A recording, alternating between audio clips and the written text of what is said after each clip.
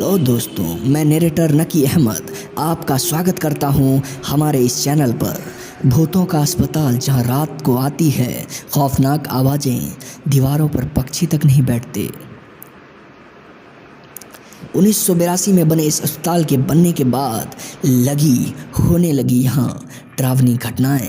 माओ भूत प्रेत की कहानियाँ तो बचपन से ही हम अक्सर सुनते आ रहे हैं या फिर नाना नानी से सुनते आ रहे हैं, पर माओ के अस्पताल वाले भूत के बारे में दावा किया जाता है कि यह किस्सा नहीं, बिल्कुल सच्चाई है। इसे समझा जा सकता है कि आज भी शाम होने पर गांव में बच्चों को अस्पताल वाले भूत से डराकर चुप करा दिया जाता है। लोग भी कहते हैं कि वहाँ से ऐसी आवाज़ें आती है। गांव के लोगों का कहना है कि रात काटना बहुत ही मुश्किल हो जाता है।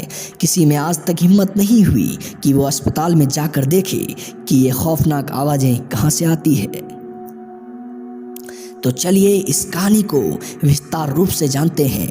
माओ जिले के परदाहा ब्लॉक अंतर्गत रैनी गांव में बना सरकारी स्वास्थ्य केंद्र अस्पताल खंडर की तरह खड़ा है। यहाँ का मंजर झाड़ियों और खंडर के चलते डरावना लगता है। दिन में भी लोग इस रास्ते से गुजरने से डरते हैं। घनी झाड़ियों के बावजूद रास्ता इतना साफ दिखता है जैसे अभी किसी ने साफ किया हो, जबकि बताते हैं कि वहाँ सफाई कभी नहीं होती। गाँव वालों का मानना है कि अगर दिन के 12 बजे अस्पताल के पास से कोई गुजरा तो उसकी हालत ख़राब हो जाती है।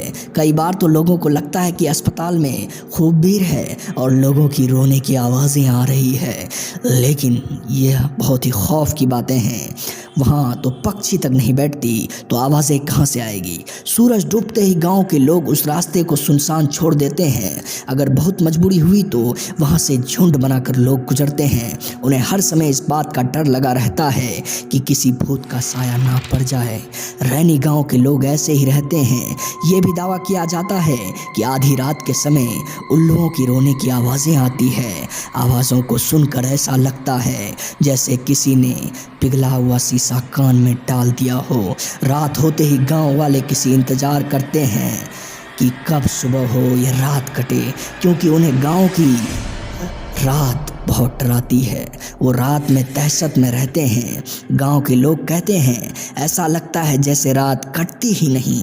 यह भी दावा किया जाता है कि कभी कभी अस्पताल की खिड़की से रोशनी आती दिखाई देती है, वहीं कहराने की आवाज़ भी सुनाई देती है। गांव के लोगों की माने तो ये आवाज़ें लंबे समय से आती है, पर किसी ने हिम्मत नहीं की कि वहाँ जाकर देखे ये आवाज़ें आती कहाँ से है।